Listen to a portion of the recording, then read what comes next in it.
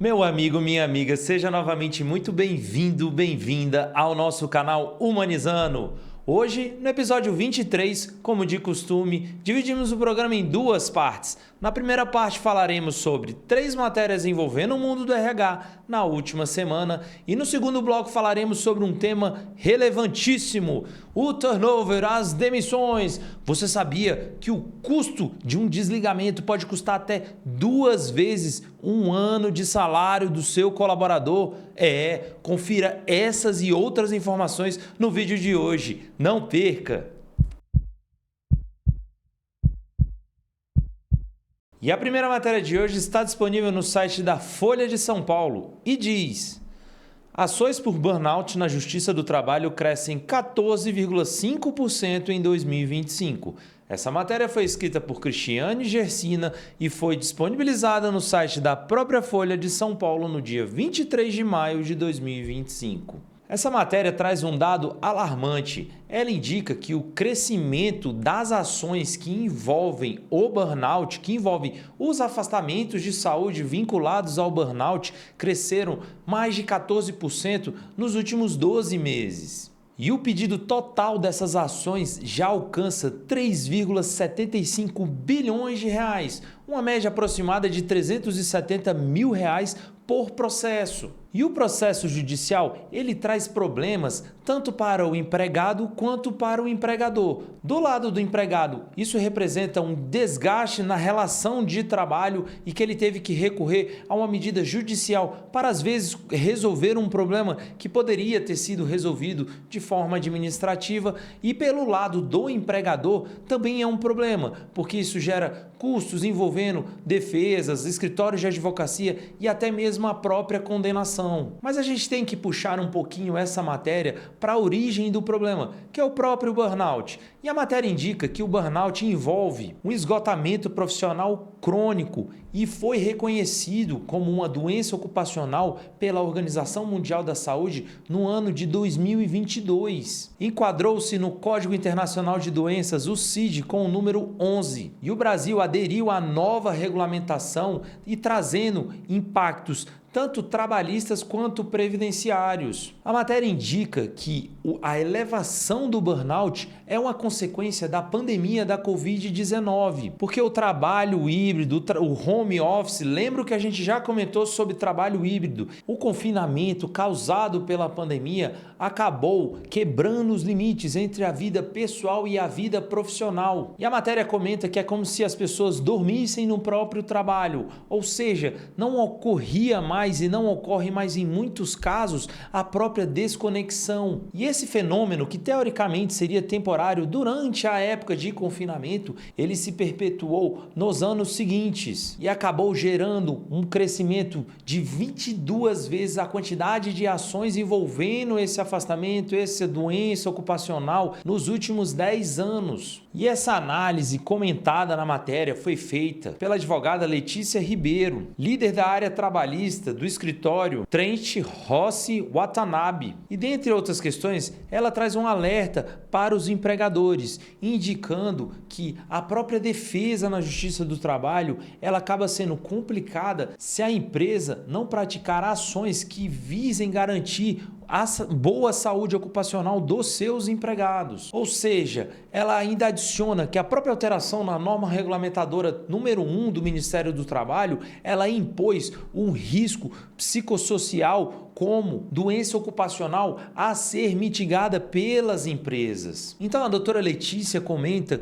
que passou a ter uma maior responsabilidade das empresas indicarem que de fato se preocupam com os seus empregados, que de fato adotam ações para mitigar e agir preventivamente no adoecimento dos seus empregados. O senhor Glauco Calha, criador da plataforma Zenit, voltada a um monitoramento dos riscos psicossociais nas empresas, ele traz um alerta e diz: com base na experiência internacional de quem há 20 anos vem implementando ações em diversos países, o quanto antes uma empresa consiga mapear a causa raiz de um problema do tipo, Muito mais fácil é estabelecer soluções para isso e evitar que as pessoas cheguem ao burnout. O problema vai muito além de um passivo trabalhista, vai muito além das condenações que uma empresa possa vir a pagar. O problema vem no adoecimento dos seus colaboradores. Lembrando que a gente já comentou sobre a saúde no ambiente de trabalho, porque o adoecimento, ele nunca vem sozinho. Há outras questões que antecedem ao fenômeno, que criam verdadeiros alertas de que algo está errado naquela empresa. E novamente, a gente repete isso praticamente em todos os vídeos.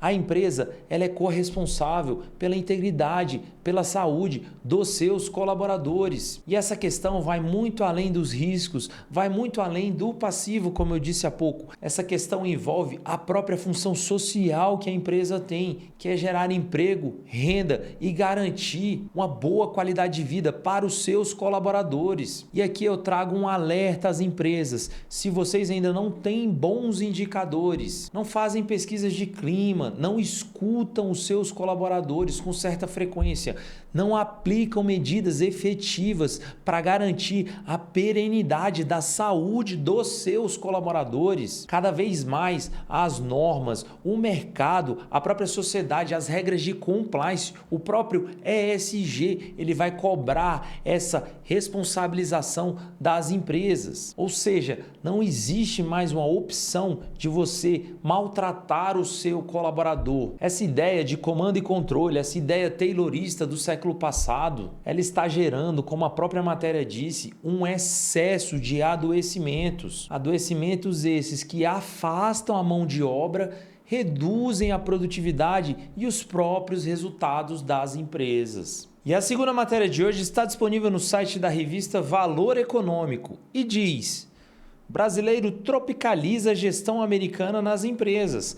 Essa matéria foi escrita por Jacílio Saraiva e foi disponibilizada no dia 23 de maio de 2025. Essa matéria traz dados envolvendo a produtividade de empregados brasileiros e empregados americanos, comparando a realidade do dia a dia no mundo corporativo destes dois tipos de empregado. E destaca que a produtividade do trabalhador americano tem uma média 4 vezes superior à produtividade do trabalhador brasileiro. Dentre outras questões, faz um paralelo entre a forma de atuação, a forma de gestão, a forma que as empresas brasileiras e americanas lidam com os seus colaboradores, fazendo um paralelo dividido em 3 blocos, envolvendo a estratégia, a tomada de decisão e a própria gestão de pessoas. No campo da estratégia, quando se analisa o trabalhador brasileiro, percebe-se que há um forte fator de influência das relações interpessoais nos próprios resultados. Enquanto que nos Estados Unidos há um foco maior na eficiência e no próprio cumprimento de metas. No campo da tomada de decisão, as empresas brasileiras, em regra, adotam uma liderança mais centralizada em altos níveis hierárquicos, com um menor nível de responsabilidade, até mesmo nos níveis gerenciais intermediários. Por outro lado, as empresas americanas têm uma gestão mais baseada em dados, que acabam, de certa forma, garantindo uma liberdade aos gestores de níveis hierárquicos mais baixos. E por fim, com relação ao terceiro campo, envolvendo a gestão de pessoas, as empresas brasileiras, quando vão, por exemplo, dar um feedback, ele é geralmente mais informal e acaba analisando questões mais comportamentais até mesmo do que técnicas. Por outro lado, nas empresas americanas, percebe-se que há um grande foco no resultado e na própria meritocracia individual. A minha grande amiga, professora Vanessa Cepelos, da Escola de Administração de Empresas da FGV de São Paulo, indica que algumas práticas das empresas americanas já estão sendo adotadas aqui no Brasil. Um dos exemplos são os famosos indicadores-chave ou KPIs, que de certa forma garante que haja um alinhamento estratégico e a própria tomada de decisão como um todo. E nas palavras dela, ela diz: a busca pela liderança nos setores de atuação das empresas é um objetivo a ser atingido. Ou seja, esse viés mais competitivo, que é muito forte na cultura das empresas americanas, já começa a ser nacionalizado nas empresas brasileiras, mudando um pouco aquela ideia de que a tomada de decisão ela acontece de cima para baixo. Por outro lado, comenta-se que algumas multinacionais que atuam no Brasil têm dificuldade com o imediatismo que existe na própria cultura brasileira e que essa postura afeta processos mais rígidos e padronizados. A professora do IBMEC Rio, Diana Quintela, indica que essa certa objetividade que existe nos Estados Unidos, caso venha para o Brasil, da mesma forma que ocorre nos Estados Unidos, pode acabar sendo vista como agressiva e desmotivadora. Por outro lado, ela comenta que as empresas americanas também aprendem com o Brasil, porque de certa forma o brasileiro ele é mais relacional, ele valoriza mais as relações interpessoais e de certa forma ele acaba se preocupando mais com a experiência do cliente. E essa experiência do cliente, sendo bem utilizada, acaba gerando uma certa fidelização dos próprios clientes. Eu particularmente acho sempre muito positivo você enxergar outras realidades, outras culturas, outras práticas. Quando a gente comenta sobre diversidade, é exatamente isso. É uma diversidade internacional, é uma diversidade que envolve multiculturalismo e, de certa forma, isso gera mais valor, tem um poder poderosíssimo nas empresas. Como a gente já comentou em vídeos anteriores sobre a importância da diversidade. E conforme indicado na matéria, tanto brasileiros quanto americanos acabam ganhando com essa interação. E a terceira matéria de hoje está disponível na revista Exame e diz: esses 3 tipos de conversas separam líderes bons em comunicação daqueles que são excelentes. Essa matéria foi escrita por Gabriela Wota e foi publicada no dia 22 de maio no site da própria revista Exame. Essa matéria indica que saber o que dizer na hora certa é um diferencial competitivo que pode ser moldado com intenção. O especialista em comunicação Phil M. Jones diz que o pior momento para pensar no que você vai dizer é no momento em que está dizendo. E ele fala sobre a importância de você planejar aquilo que vai ser dito e diz que, principalmente na liderança, não basta apenas ter aquele discurso bonito em um evento corporativo, em alguma apresentação, sendo que, na verdade, as conexões genuínas são criadas no que ele chama de micromomentos, que são instantes de 60 a 90 segundos, onde se formam impressões duradouras e onde se é construída a própria confiança. E o Sr. Phil destaca que esse é um momento decisivo para a reputação e o poder de influência de um bom líder. E dentre outras questões, ele destaca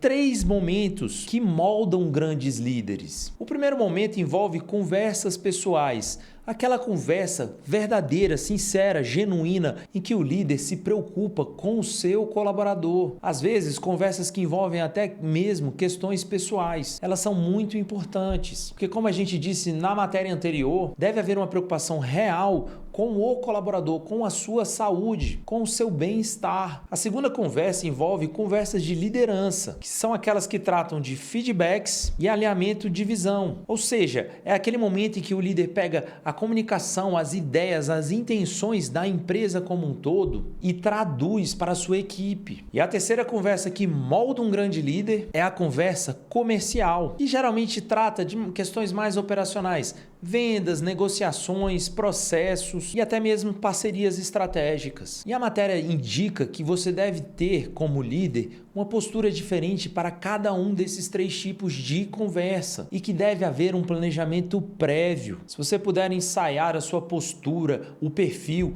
o que vai ser dito em cada um desses momentos, é o ideal. Eu, Alexandre, destaco que a comunicação é uma das coisas mais importantes que existem no mundo corporativo. Lembro que a gente já falou sobre comunicação em um vídeo anterior. Eu costumo dizer com certa frequência que o óbvio deve ser dito, expectativas devem ser alinhadas. Para que isso aconteça de forma efetiva, todo mundo tem que entender o que se espera, tanto por parte do líder como por parte da sua própria equipe. Chegamos à segunda parte do vídeo de hoje e falaremos sobre turnover, ou seja, demissões. Vamos definir o que é turnover.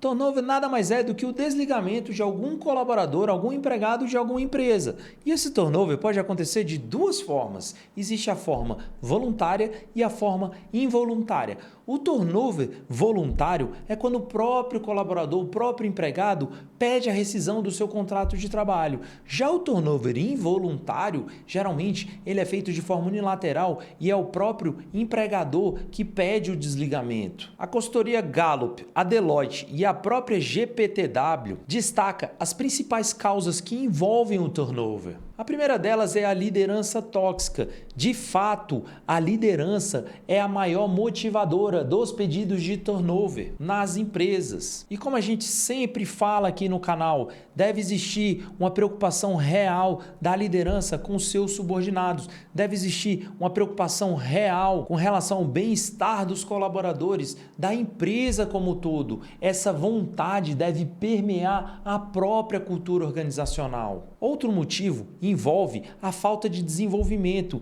e até mesmo um plano de carreiras, como a gente já comentou aqui no canal. Às vezes o colaborador, ele alimenta uma expectativa dentro dele. Ele acredita que vai ser promovido, que vai conseguir ir para uma função que ele tanto deseja e segue o caminho que ele acha ser certo. Mas quando esse caminho não está claro, quando não existe uma comunicação efetiva, quando não existe um plano de carreira pré-definido, às vezes esse excesso de expectativa ele não se efetiva e acaba gerando a frustração. E no lado um pouquinho mais extremo, o próprio turnover. Outro fator que eu comentei há pouco é o próprio clima organizacional. As empresas têm que entender a alta administração de qualquer empresa.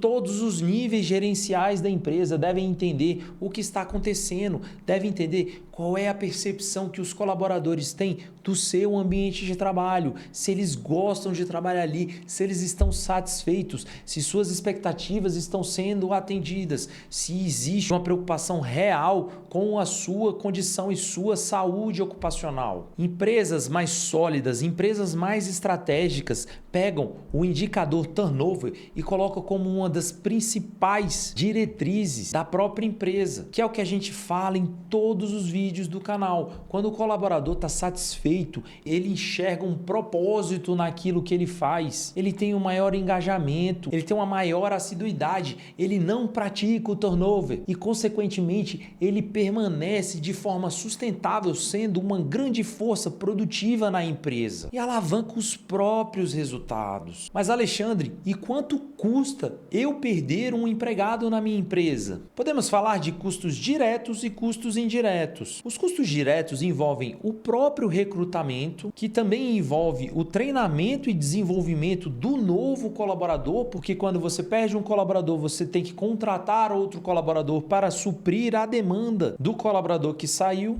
E o terceiro custo envolve o próprio tempo, porque dependendo da complexidade da atividade, dependendo do nível de capacitação e experiência que o novo colaborador precise adquirir, ao longo daquele período de aprendizado, ele não vai estar performando e, consequentemente, sua produtividade vai ser mais baixa. Com relação a custos indiretos, podemos falar da própria perda de conhecimento que vai embora quando o colaborador sai. Às vezes alguma questão estratégica, às vezes alguma ideia, às vezes alguma forma de realizar aquele trabalho de uma forma eficiente. Às vezes um espírito de liderança, às vezes aquele perfil de engajamento que acaba contagiando os seus pares. Tudo isso se perde quando o colaborador vai embora. E a Sociedade para Gerenciamento dos Recursos Humanos calculou quanto custa a saída de um colaborador qualificado e conseguiu identificar que a saída desse colaborador pode custar entre 50% e 200% do valor do seu salário anual. Mas, Alexandre, existe alguma coisa que a empresa pode fazer para diminuir o turnover?